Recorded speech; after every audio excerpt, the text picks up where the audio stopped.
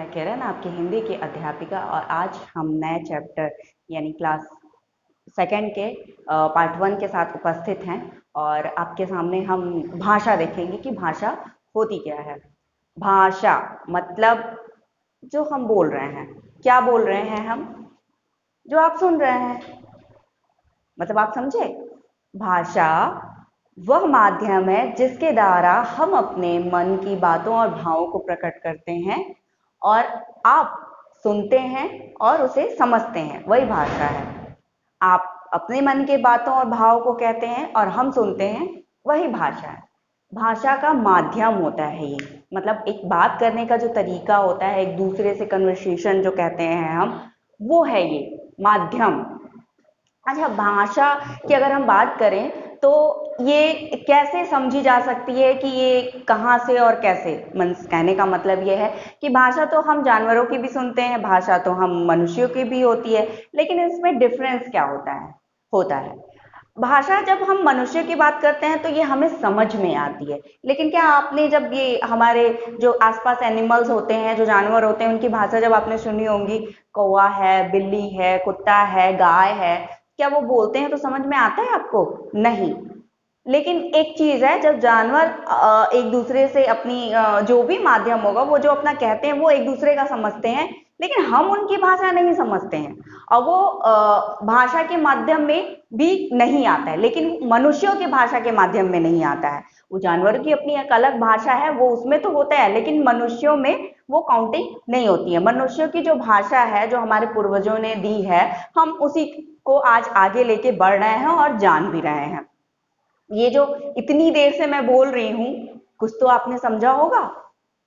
जो समझा है वही भाषा है, जिसे आप समझो। और आपके मन में कुछ भाव भी आ रहे होंगे कि अगर मैम कुछ कह रही हैं तो हमें कहना है। तो आप अगर अपने बातों को चैट के थ्रू यानी कमेंट बॉक्स में आप लिखेंगे, तो वो मैं पढ़ूंगी, वो मुझे समझ में आ जाएगा। तो क्या हुआ? ये एक माध्यम हुआ एक दूसरे की बातों को कहने का और समझने का। तो इसे ही हम कहते हैं भाषा, जो एक साधारण बोलचाल की भाषा होती है। अब एक थोड़ी सी हेडलाइन के माध्यम से समझे कि क्या है ये। हम भाषा से मन की बात दूसरों तक पहुंचाते हैं। जो मैंने अभी इजी वे में कहा कि हम जो बोल रहे हैं, आप जो सुन रहे हैं, वही भाषा है। तो हम भाषा से मन की बात दूसरों तक पहुंचाते हैं और दूसरों की बात को समझते हैं, वही भाषा होती है। अच्छा, मान लीजिए गर्मियों की छुट्टियों में आप नानी के घर गए, अभी क्वारंटाइन भी चल रहा है, आप घर में होंगे, तो घर में मम्मी पापा दादी दादा, आप भाई बहन सब होंगे, ठीक है। अब आप घर में मम्मी कुछ और बोल रही हैं, पापा कुछ और बोल रहे हैं, दादी कुछ और बोल रही हैं। जब वो बोल रही हैं और आप सुन रहे हैं, जैसे दादी ने कहा मेरे लिए थोड़ा फूल तोड़ दो, तो उन्होंने अपनी बात को बोल के आपको कहा, आप उनकी बात को समझ गए। पापा ने जो है न्यूज़पेपर पढ़ रहे हैं, ठीक है, तो वो पढ़ के समझ रहे हैं बात को, तो वो भी माध्यम हुआ समझने का। क्या? कन्वर्सेशन का वो माध्यम हुआ समझने का। तो आपने देखा कि घर में ही आप इकट्ठा हैं और सबकी बातों को समझ रहे हैं, उसकी बात से उनको समझ के रिप्लाई भी कर रहे हैं। तो ये एक दूसरे को अपनी बातों कहना समझाना, यही भाषा का माध्यम होता है। अच्छा, भाषा के जो प्रयोग होते हैं वो कैसे होते हैं? भाषा के दो प्रयोग होते हैं। पहला क्या होता है? बोलकर और सुनकर। जो हम बोल रहे हैं और आप सुन रहे हैं, जो हम बोल रहे हैं और आप सुन रहे हैं, वो एक माध्यम होता है। और दूसरा होता है लिखकर और पढ़कर।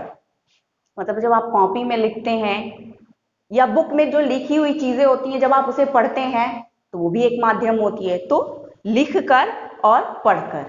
तो हमने भाषा के दो प्रयोग देखे कि बोलकर और सुनकर, लिखकर और पढ़कर।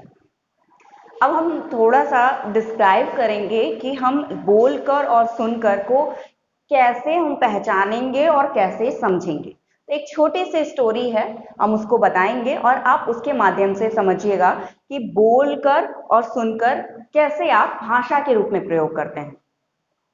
माँ ने मुंह से बोलकर अमर को अपने पास बुलाया। माँ ने मुंह से बोलकर अमर को अपने पास बुलाया। अमर ने अमर ने माँ की आवाज सुनकर, अमर ने माँ की आवाज सुनकर पीछे मुड़कर देखा और माँ से कहा। अमर ने माँ की आवाज सुनी। माँ ने कैसे सुना? कान से। पर माँ ने आवाज कैसे दी थी? बोल के। और रिप्लाई जो अमर ने कैसे किया? सुना। उसके बाद उसने माँ को रिप्लाई किया मुड़ के, कहा बोला बोलो माँ क्या बात है। ठीक है, इस तरह हम बोलकर और सुनकर भाषा का प्रयोग करते हैं। इसे मौखिक भाषा भी कहते हैं। क्या कहते हैं? मौखिक भाषा। मौखिक भाषा। तो आपने देखा कि माँ के बोलने पर अमर ने कान से सुना और रिप्लाई किया माँ की बातों का। तो इसे हम बोलकर और सुनकर भाषा का प्रयोग करते हैं। इसे ही हम मौखिक भाषा कहते हैं। घर में भी आप, मैंने जैसे पहले भी बताया कि घर में भी आप सबकी बातें सुनते हैं तब रिप्लाई करते हैं। तो वही हुआ मौखिक भाषा का प्रयोग करना, जिसको हम बोलते हैं बोलकर और सुनकर भाषा का प्रयोग करना। आगे हम देखेंगे दूसरा जो भाग है लिखकर और पढ़कर। इसको भी थोड़ा हम डिस्क्राइब करेंगे, पर थोड़ी सी स्टोरी के साथ। स्टोरी क्या है? नेहा दिल्ली में रहती थी। नेहा अपने माता पिता के साथ दिल्ली में रहती थी। उसके दादाजी आगरा में रहते थे। नेहा अपने दादाजी को अपने मन की बात बताना चाहती थी। ठीक है, वो बोलकर अपनी बात नहीं कह सकती थी। बहुत से बच्चे होते हैं ना कि मतलब वो बहुत सी चीजों को कहने में झिझकते हैं।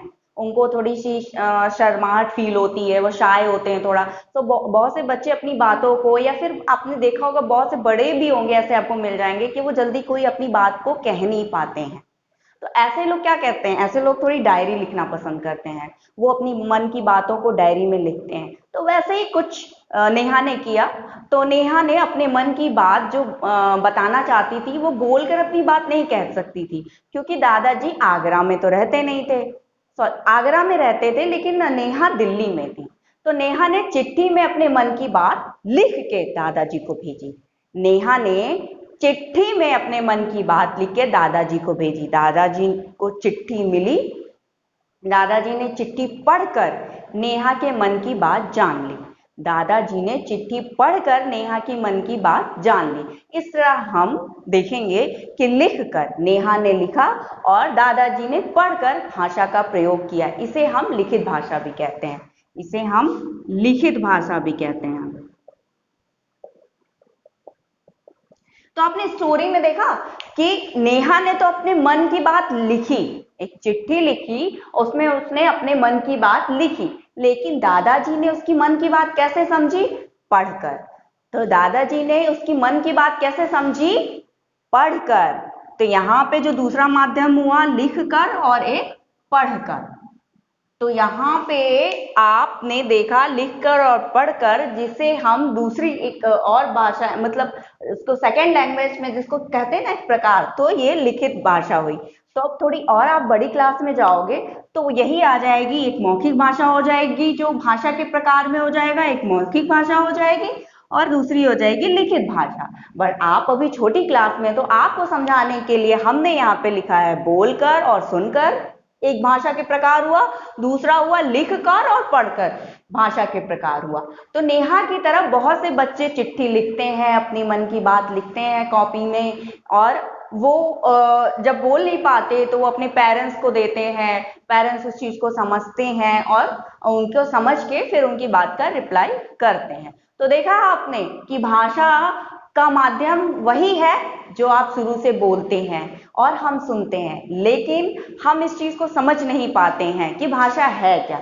पर आज आपने स्टोरी के माध्यम से तो समझ ही लिया होगा कि भाषा है क्या। ठीक, तो आप इसकी प्रैक्टिस करिएगा घर पे, और कोई भी क्वेरी होगी तो आप कमेंट बॉक्स में हमें जरूर लिखिएगा। अच्छा, थोड़ी सी रिवीजन कर लेते हैं। थोड़ा सा रिवीजन क्या, कि जो हम बोलते हैं, जो हम बोलते हैं और आप जो सुनते हैं वही भाषा है। ठीक, भाषा के दो प्रकार है, पहला बोलकर और सुनकर, दूसरा है लिखकर और पढ़कर। तो इसे आप भूलिएगा नहीं, लर्न किए रहिएगा, और अगर कुछ भी दिक्कत हो तो कमेंट बॉक्स में हमें जरूर रिप्लाई करिएगा। ठीक है, आपको अगर हमारा पढ़ाने का तरीका पसंद आया, हमारा ये चैप्टर आपको अच्छा लगा, तो चैनल को लाइक, शेयर और सब्सक्राइब करना ना भूलें। Thank you.